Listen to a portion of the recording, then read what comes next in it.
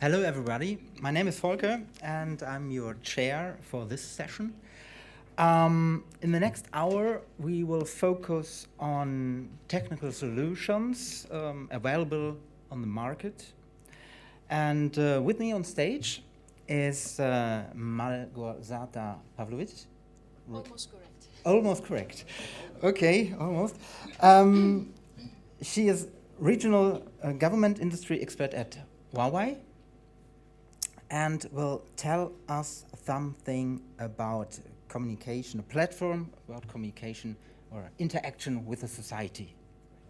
So the stage is yours. Thank you.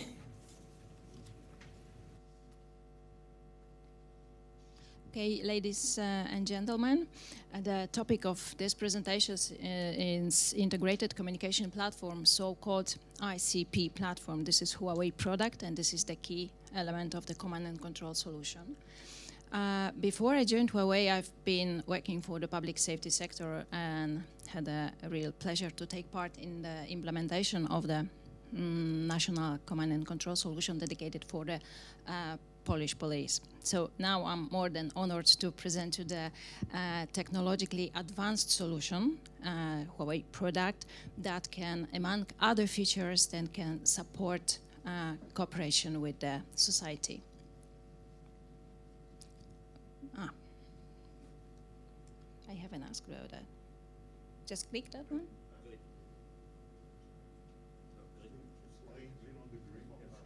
So sorry for that. Yeah. So based on command and control solution challenges and trends, I will elaborate on our platform features and show you how it can support the cooperation, two-way cooperation with the society. Finally, you will find out why it is working with Huawei, why it's worth using our product.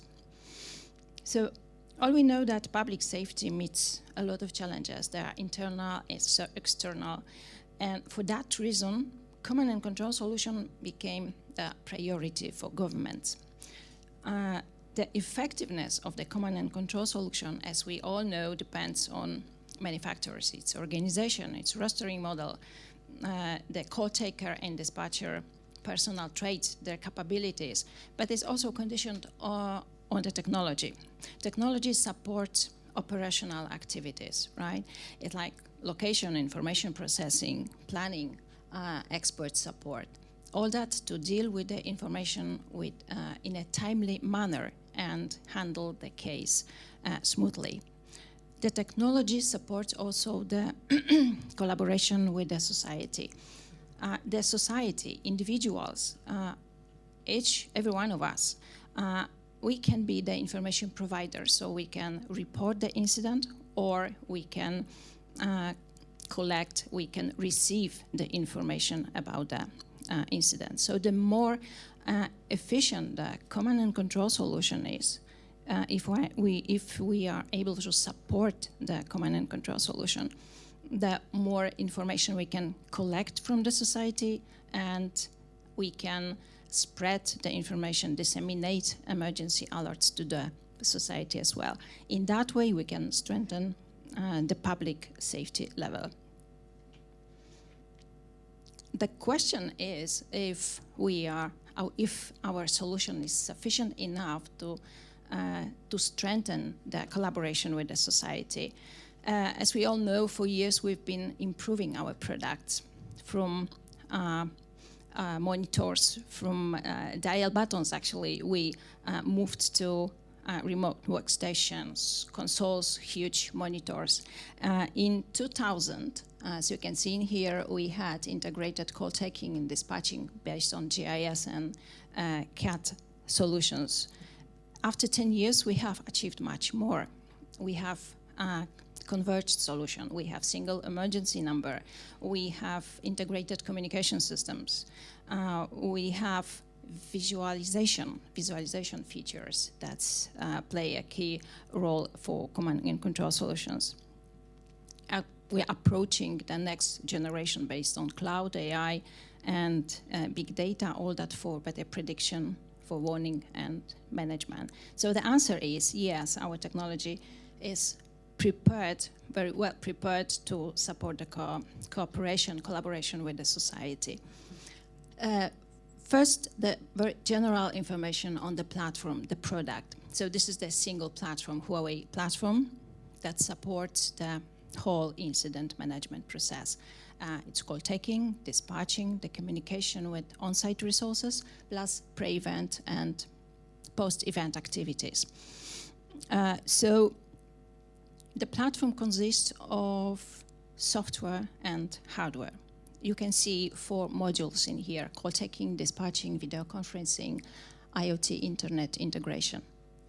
The modules can be implemented step by step, starting from call taking, or we can deploy the holistic solution that supports command and control solution.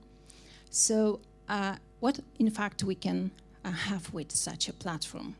We can have integrated emergency numbers.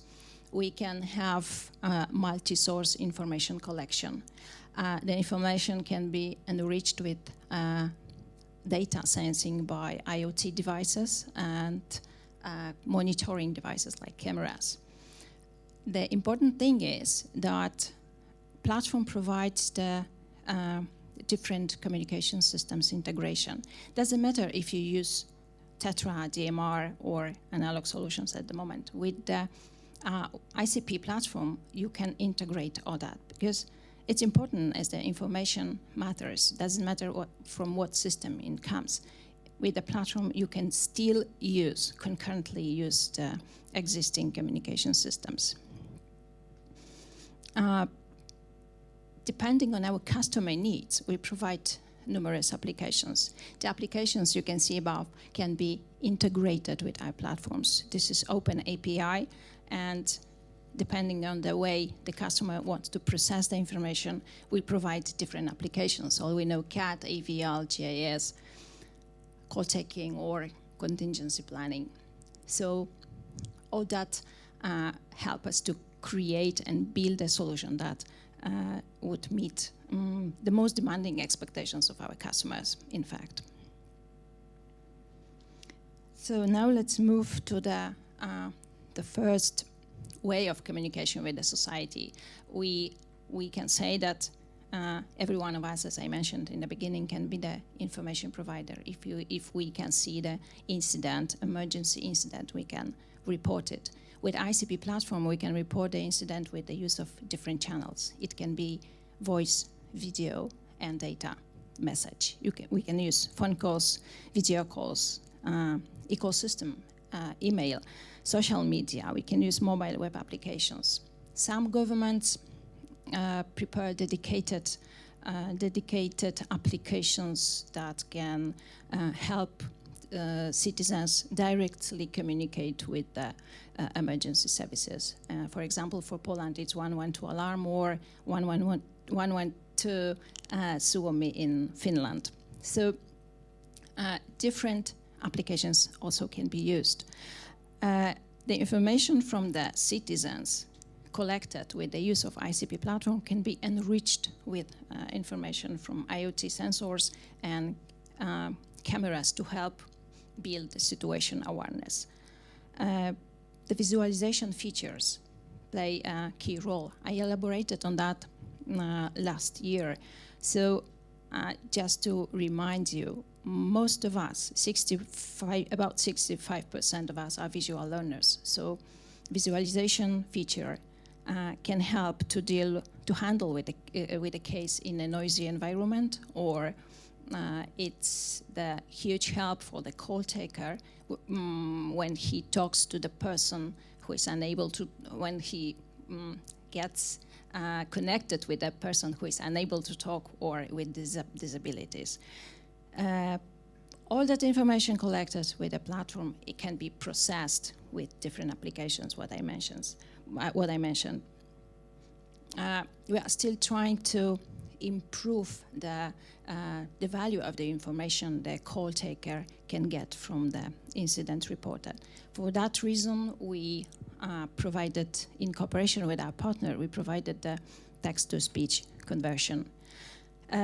With our call taking module, the first module in the ICP platform, calls are automatically recorded. And after that, the converted and written message is visible for the call taker with the CAT application. Then the call taker can share the information with the dispatcher or on-site resources if necessary. The spoken word recognition can influence in a natural way routing, the proper caller assignment, also the call prioritization.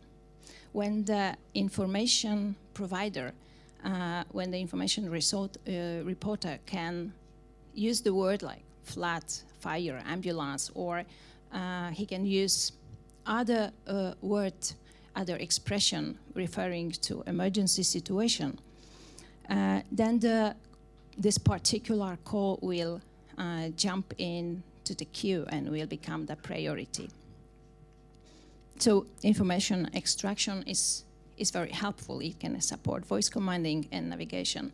From the point of view of the call taker, the acoustic analysis is also important. As you can see in here, the call taker can identify silence, overspeech, or overlapped speech, and in that way he can assess the situation. It can help him to assess, to understand the situation better, and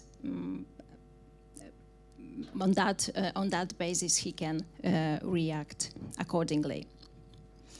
And now the second way of the operation we can provide with the use of the ICP platform. So it can be also used for the early warning information release. So now the society, every one of us can be the information receiver. Based on all the information collected with the ICP platform, so as I mentioned, from the society, from IoT sensors, from monitoring cameras, from different communication with the use of the different communication systems, from the information provided by on-site resources. They can use handhelds, they can use vehicle terminals, they can use smartphones, body-worn cameras. All that information collected by the ICP platform, including the analysis provided by the operational center based on that, can be used for dissemination of emergency alerts, so like flood, earthquake, or hazardous chemicals spreading within the city. We have to be aware that it's this information can be spread with the support of two channels: telecom operator partners and public internet entities. So depending on the government policies in particular countries, the authorized entities can spread this information with the different channels, with their own channels. And in that way, we can see the single solution provided by Huawei can support two-way communication with the society before, during, and after the incident. So on one hand, we can collect numerous information in different formats from the society. The call taker can pass this information to the dispatcher or to on-site resources. And the other thing is the emergency services can react proactively, having all that information.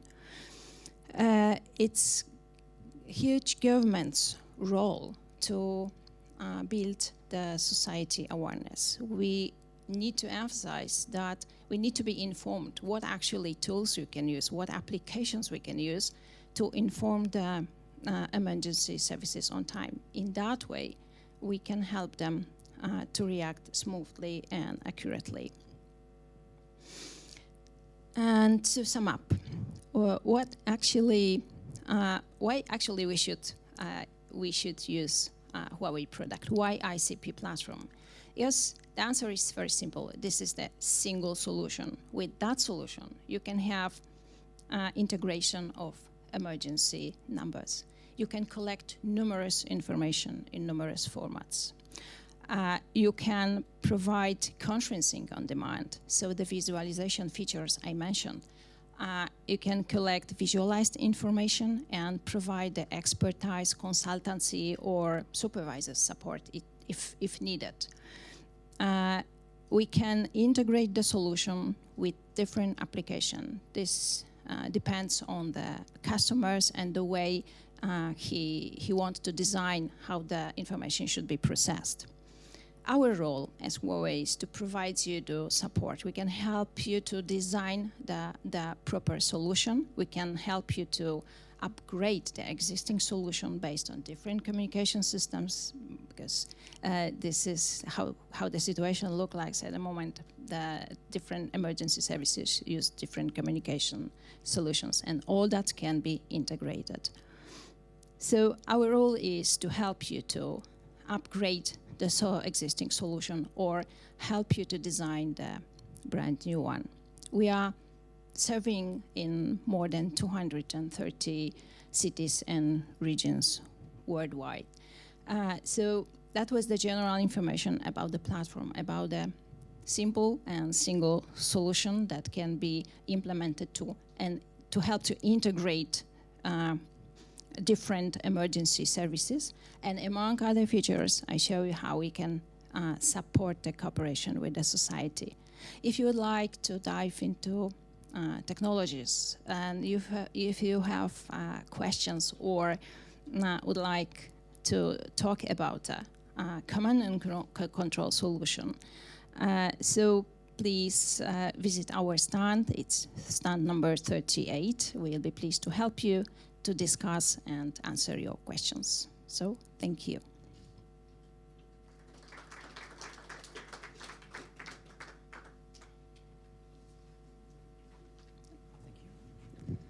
Thank you, Małgorzata. I'm changing to this one. Are there any questions to Małgorzata from the audience?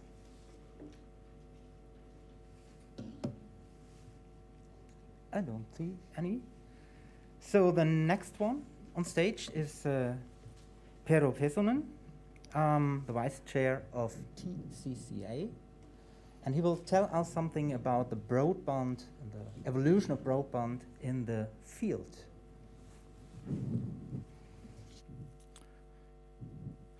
Thank you very much.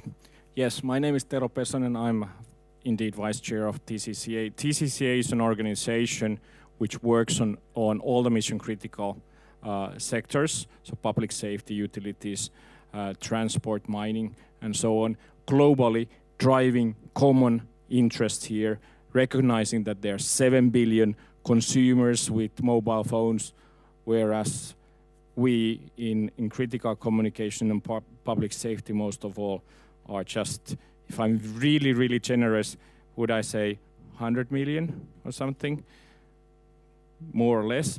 But nevertheless, the difference is enormous. And as part of our job is to drive the standardization, say in 3GPP, which defines the 4G, 5G, 6G, as a market representation partner for common good globally. Now, today, in the next 20 minutes or so, I'm looking forward to share something, what's happening with broadband, what kind of evolution there is, and with that, let's start with a little bit with the definitions. What is broadband? Comparison to narrowband and wideband, broadband channel bandwidth is first of all over 1 megahertz. In 3GPP, 4G, 5G technologies, the minimum is 1.4 megahertz. Transmission speed here refers to speeds over 1 megabit per second, up and 5 megabits per second down. That may obviously be much, much more, up to, say, a gigabit, but at least that. So we're not in the range of 100 kilobits, but more in the mega area. And then as the technologies referring to 4G, 5G technologies, including the new radio, and latencies somewhere below 100 milliseconds, just to indicate to you how much is 100 milliseconds. It's this movement, more or less. Right. So we're talking about this standardized area here. Another part which might be relevant for you to know, a couple of figures taken from GSMA, which is the organization for mobile network operators on broadband, just to place you where are we with broadband technology. Today, the technology is in Europe, 75% is 4G in countries, whereas only 4% is 5G. Now, going to 25, that will almost turn around. 44% 4G, 5G, 50% 4G. And so basically, we can expect in a couple years' time, in most of those places where humans are, we would also have 5G capability. And fundamentally everywhere, at least 4G. Now, the other chart here is from this year, or well, actually last year, and referring to the ability of having mobile internet access as a citizen. And there, when we look at the figures, red and blue, we come to conclusion that basically everyone in Europe has a possibility to use mobile internet if they want. And that means that as we are moving with mission critical technologies, also to utilize more or less the same networks which are providing services for consumers, it means that these capabilities are also available more or less for those people who are doing the job on the field, so police, fire, ambulance, other rescue services, and so on. Now, if we look at how the traditional field operations are, most of all, they are voice-centric. They have been voice-centric since the beginning of invention of radio. Voice-centric, delivering voice from one source basically to many. And it is the primary mission-critical service.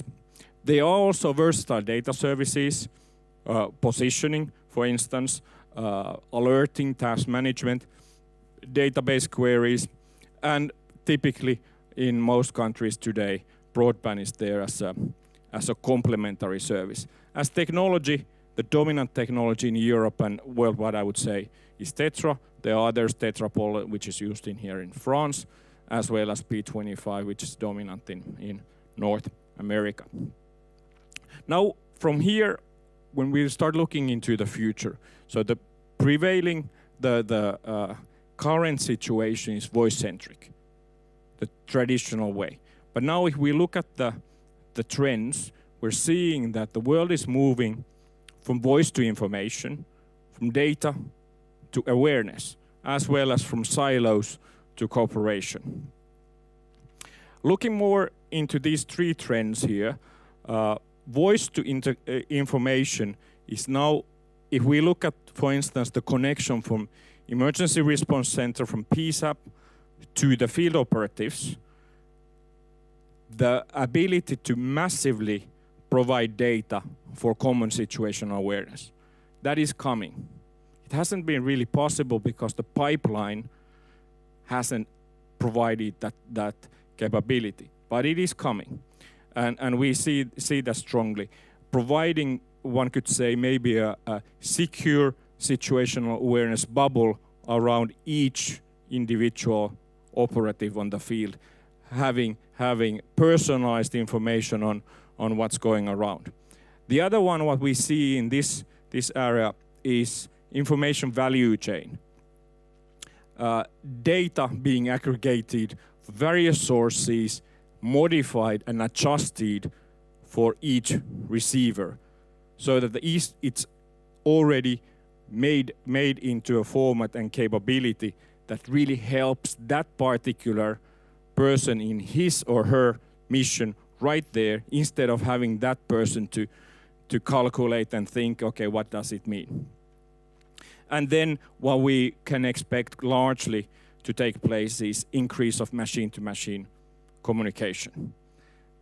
In longer term, the expectation is in fact that majority of the communication will be between different systems, and only when the AI believes that, okay, now human intervention is required, then it will pop up it to human beings, where human capabilities are continue to be superior to any machine-related decision systems.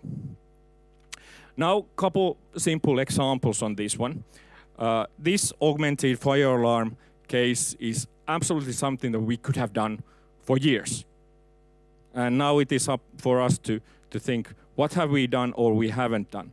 Well, the typical thing is that you have a building, there it initiates an automatic fire alarm that ends up into control room, which then ends up dispatching a fire vehicle which comes to the building and finds out that it's a false alarm. So that would be a very typical process. Now, like this building here, we have here building automation that constantly monitors the temperature, for instance, in this room, all the time. There's data being collected on it. Probably there are sensors which monitor how many we are in this room, more or less. Also, maybe humidity is censored from this room. At least in many buildings it is. So that information is available. But currently, I don't know any place in the world where that information would be delivered to this fire vehicle on the route to check if it's a real or a false alarm. Now just imagine if the building informs the fire vehicle, which is on the route, that, by the way, the temperature in this room is increasing. It's not what it was 5 minutes ago. It's not what it was 10 minutes ago. Then already the dispatch can send more units there because they know that this is for real. This is not an exercise. This is not a false alarm. Technology is there for all this, and we expect now with broadband as the interfaces and capabilities and also those tools for programming become more easier, these kind of things start taking place. If we look at another other case, we can imagine that some incident happens right out there, and well, it's an incident. Now, I'm purposefully looking it from the incident onwards, but there are also a worth of another presentation would be what could you do before the incident, so kind of predicting the incident to take place. But now incident happens. There are various sensors in the area, cameras, persons, phones, locations, mentioned in the previous presentation, say Facebook, so on, so on. There's the data and a collection of it. And then with that, running it through automatic analysis, it starts turning into information. And with the information, being able to assign right sources, assign right response to the incident at hand, and then distributing the relevant information. So these kind of things we expect to start happening, and why I wanted to bring this up is that the emergency response centers, PSAPs, are the place which are likely to lead this evolution, because you probably own the data, more or less. So please utilize and recognize that the pipe there to deliver this and the mechanisms to have it in place are pretty much there. Now, the third one is what, as a trend, what we see is moving from silo to cooperation. First of all, cooperation between all the different authorities, having common situational awareness, common networks, common solutions, common command and control, and common ways of working. But not only that, also recognizing the cooperation with the critical infrastructure, be it now in transport or utilities, more and more looking holistically the safety of the society. And those probably require changes in legislation and regulation. In some countries, for instance in Germany, there has been a big debate, can the military and the police use the same network? Whereas on the other side, that was the Grundgesetz debate a few years back, whereas another law said that military is there to provide support if there's a major catastrophe, if I remember right. So on one side saying that, look, you need to cooperate, and another side saying, look, let's make it as difficult as possible. So these kind of things are happening and have a lot of impact on also on how to create the ways of working. Now, what we are here in TCCA, what we are doing to help this future to, first of all, come in place, and secondly, to be right. What we have done just recently, we have published a white paper, advisory white paper on what role will 5G play for critical communication. So that's a good entry document in learning what 5G is and what does it mean for us in this sector. Secondly, we are recognizing that the procurement processes in this broadband world are different. You cannot use the processes from the past where the devices would remain the same for 10 years. In broadband, where your device basically after 3 years it's useless because you can't get any security updates for it. Therefore, also the procurement process needs to be different. Then furthermore, as the value chain is different, also the mission critical applications changes and mission critical broadband applications are different. So we have an advisory document on that one, which I really sincerely recommend you to have a look. It's mainly a set of questions. Like these kind of questions come into place when you wish to introduce a new broadband application to use. Are you taking these into account? Furthermore, things we are working on is on devices interface there to enable testing, enable maintenance of services that we will publish probably within a month or so. And in progress, we are looking for things like massive video.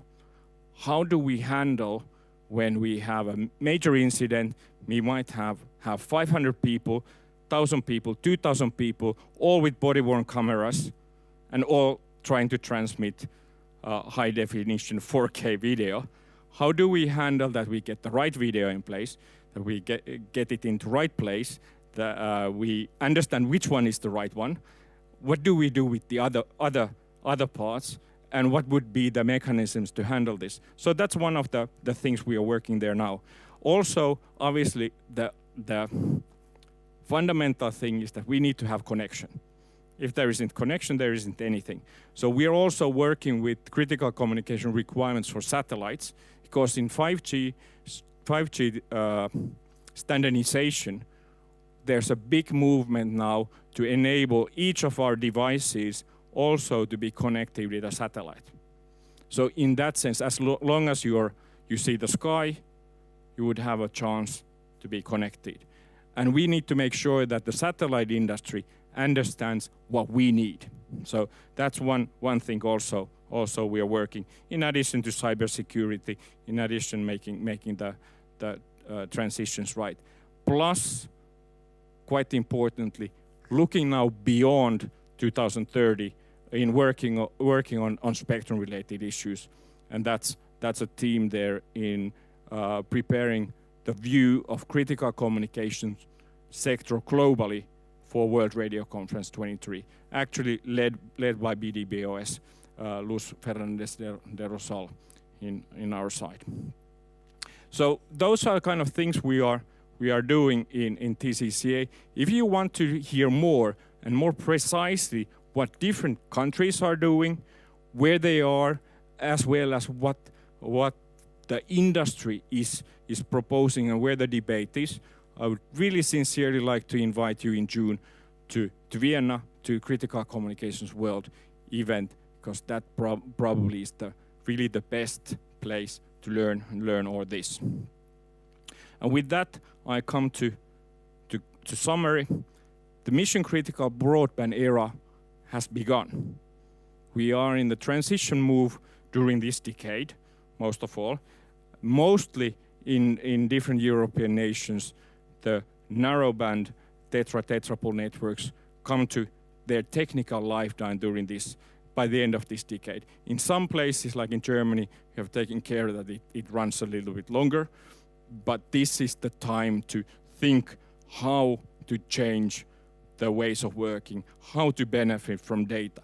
There are multiple paths to get to the goal, so there's not single way that serves all. So there are many possibilities to do this in many constellations, which all have their benefits and downsides, but it's important to look at them. But in any case, together we can do this and provide much safer society for all.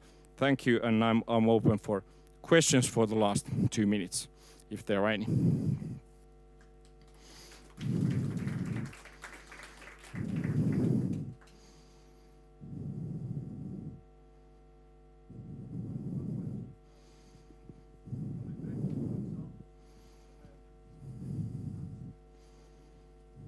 Maybe for the video, it's nice.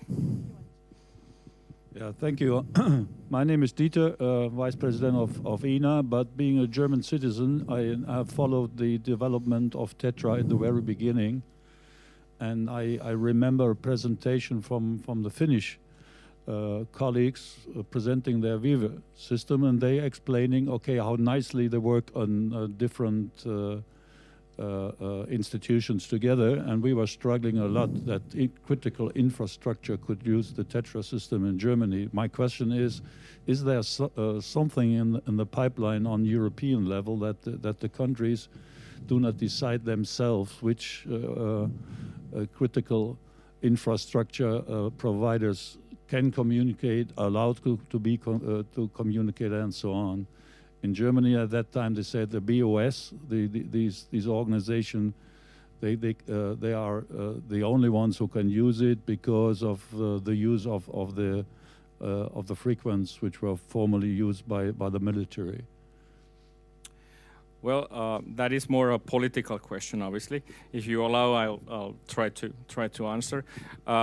One key concept of European Union, is obviously always where is the line between national sovereignty versus common grounds and roles.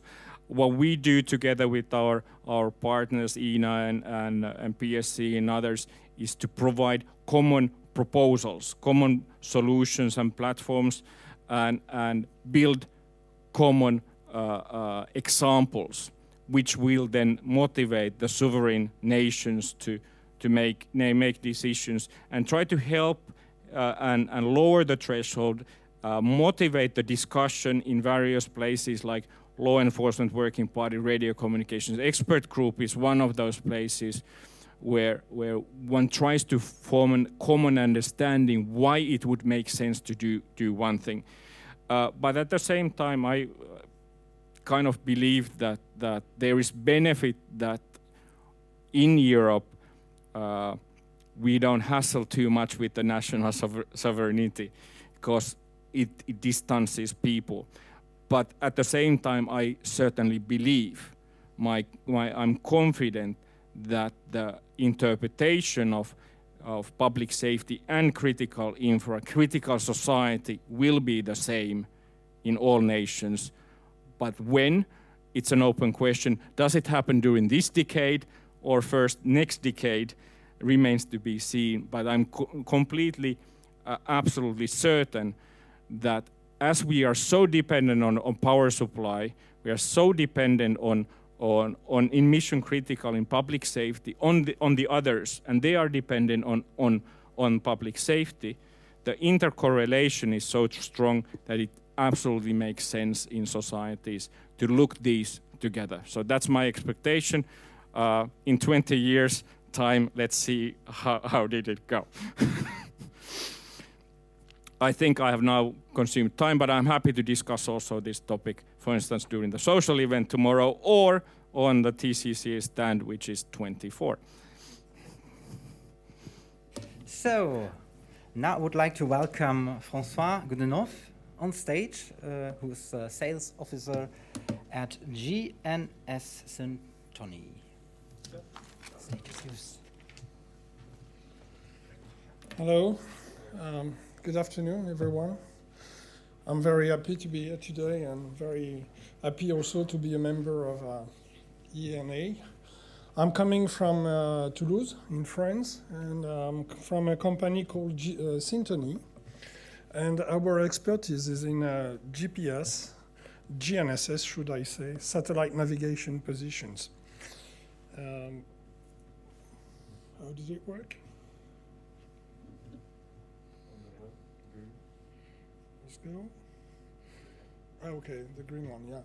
So our company is really expert in GNSS. We've been working for space industry, aeronautical industry, military industry, to provide satellite navigation simulators. Main objective is to simulate the signals you would get from the satellite, just to set up your navigation system or to improve your design. And we have also developed a lot of receivers, GPS receivers. So that's a brief overview of the company. I won't go in the detail. Just to understand that we have two main activities. We provide simulations and we provide receivers, and for very different kinds of missions. Very powerful military receivers, for example, but also low-cost IoT receivers. And we have developed technology which is software design radio-based, which means less expensive than what it used to be before. And that's because we have this expertise. The metro world came to us, and Stockholm Metro, they asked us if we could simulate GPS underground. They have a need. They have a control room to make sure that the security is everywhere in the city of Stockholm. And they are using GPS to locate emergency teams, to locate all the resources, and they reallocate the resources in real time depending on what's happening everywhere in the network. But it doesn't work in the metro because there is no way to get the right position of the people. Are they in the escalator? Are they coming from the right exit of the station or whatever? So we took the challenge 5 years ago, and we have adapted our simulation system to provide GPS coverage underground. And how it works. We can provide GPS coverage in a road tunnel, in a mine, in a underground parking, in a tunnel, in a rail tunnel, metro tunnel, anywhere. And the key issue is that we really provide the GNSS signals as if it were coming from the satellites. It's really a simulation. I'm talking about GNSS because we can do GPS, we can do Galileo, we can do Beidou, we can do all the navigation constellations.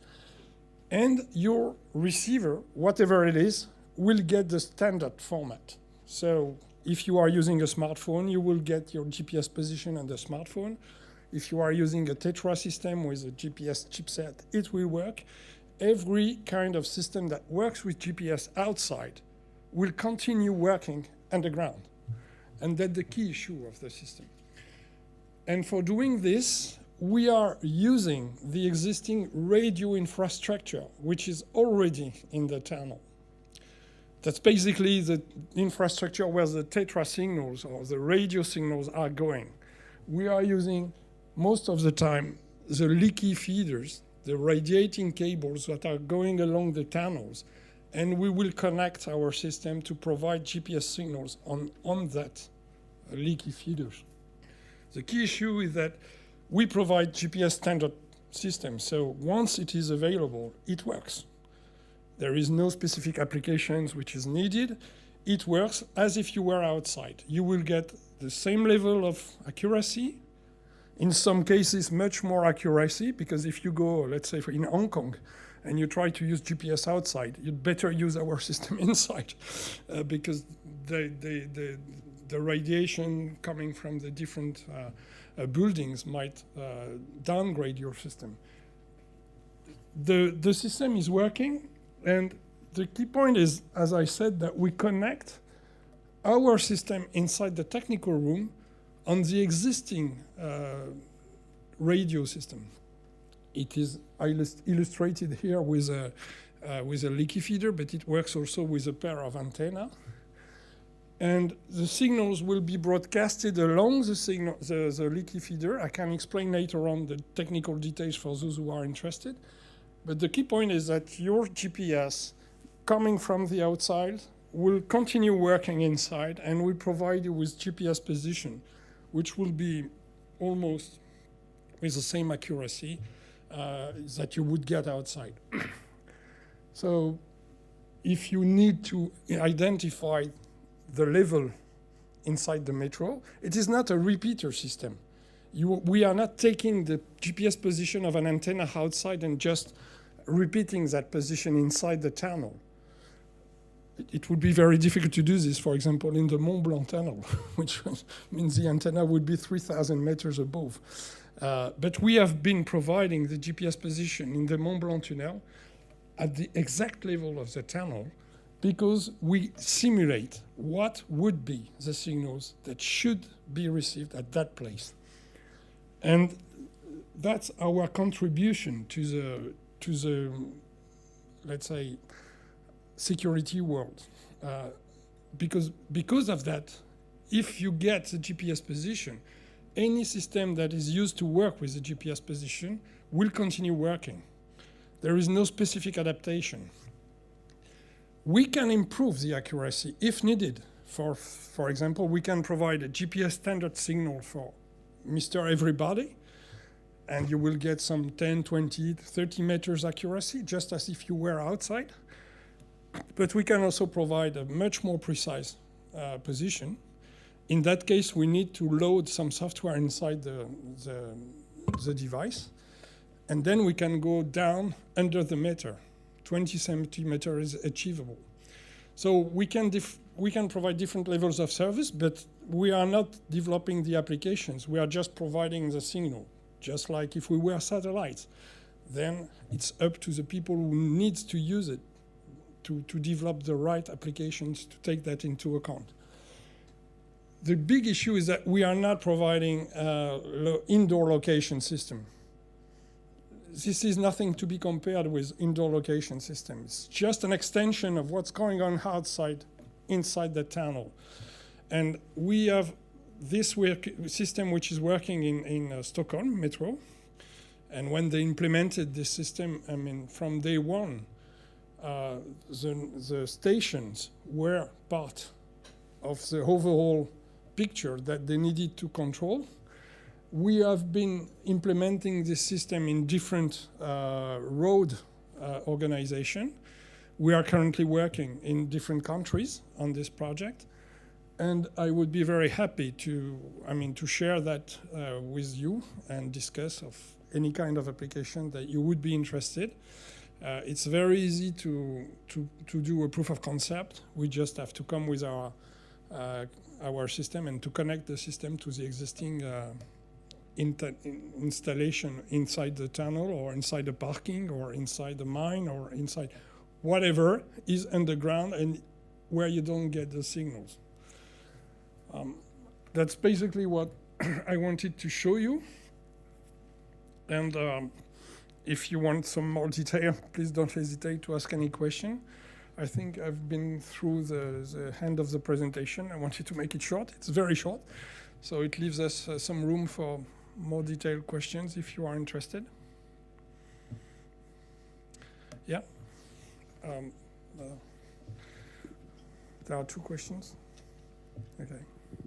Thank you. In order to get a fix from a real satellite, you need to see at least 3 or 4 satellites. How does that work in a tunnel? You have one box, one leaky feeder. you see one satellite, right, or wrong?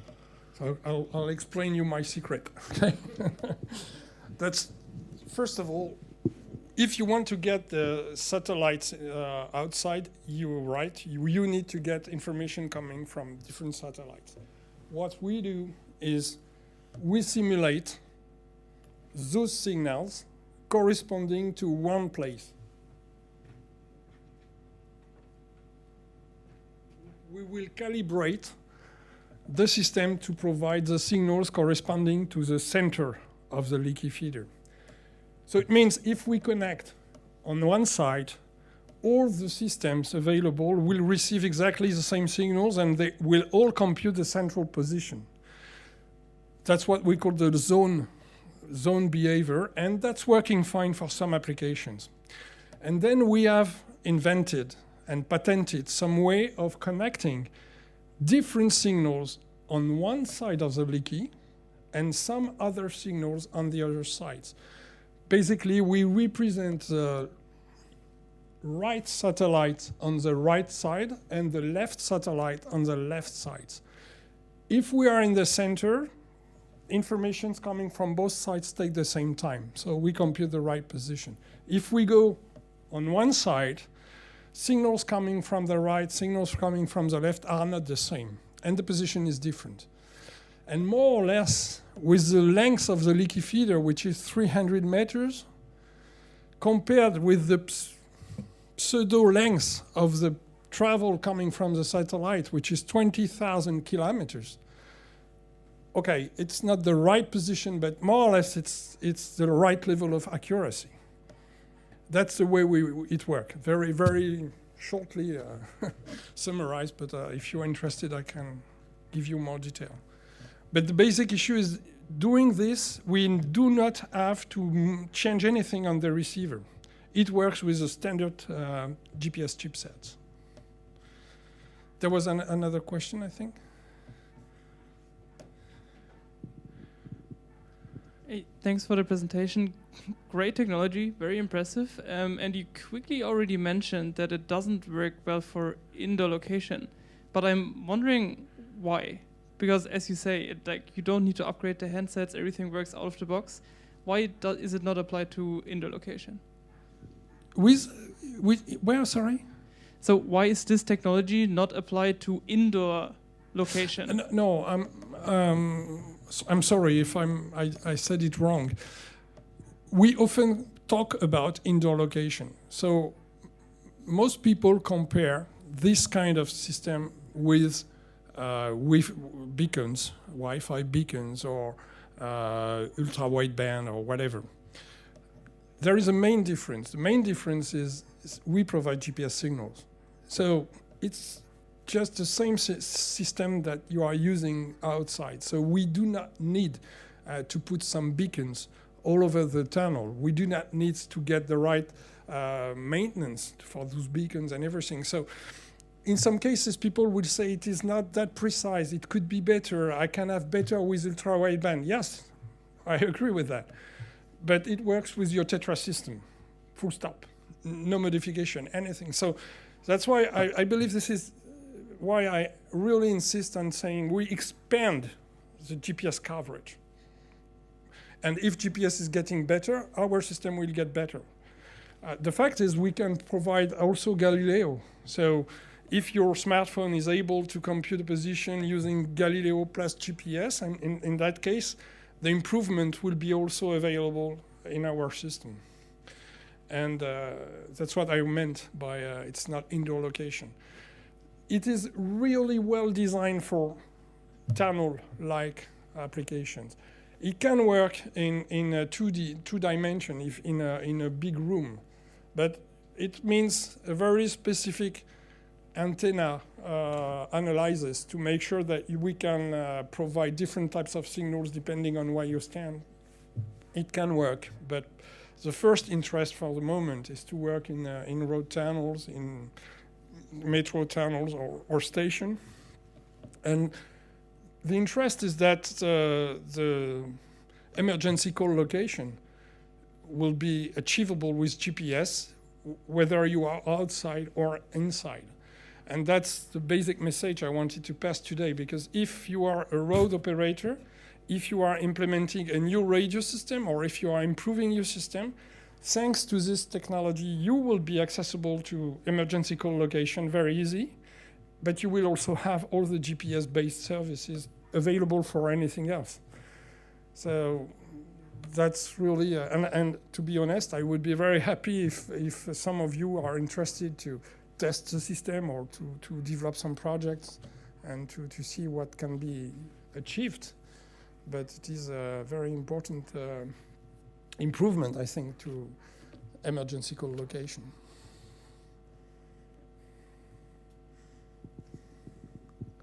Kevin Graham from TCCA. I just wanted to confirm on your slides said that you provided X, Y, and Z axis. So you can actually provide, if you like, a negative altitude underground. Yeah. In fact, we simulate the signals you would receive at a given place. So your receiver will compute X, Y, Z, and T position based on those signals.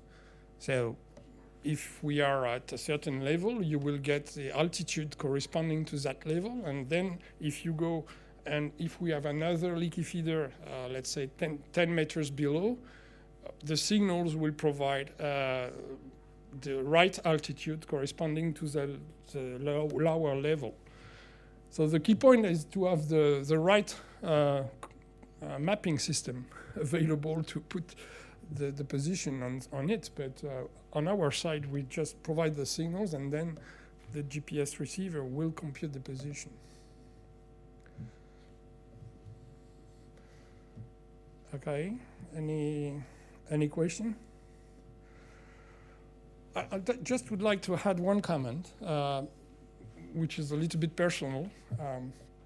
I've been working in another life with 112 for disabled people. And I've been discussing with people in charge of security in road tunnels. And they told me, we don't need that because we have a control center. We have a lot of camera everywhere. And if there is something going wrong, we can see what's happening. And we can connect to the 112 center, and we can make the intermediation. My son is deaf, cannot speak, cannot listen. If he has a problem in such a tunnel, and he gets out of the car, and he calls by pushing a button to talk with people inside the control room, the communication will not pass. If he is using his handset and providing sign language through the communication, but the position is well located and is transmitted, then his special case can be addressed. And I really believe that it's a very important issue to provide the exact position, to be in the spirit of what EENA is pushing for. And I really believe that, I don't hope it will happen one day, but for such cases of accident or incident, the control room is better than nothing, but it's better to send the right position from the right handset to the right people to deal with the question. And I believe that we provide such technology. So that's, but I'm very happy to discuss it also if you don't agree with that.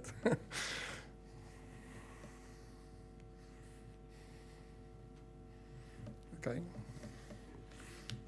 Thanks.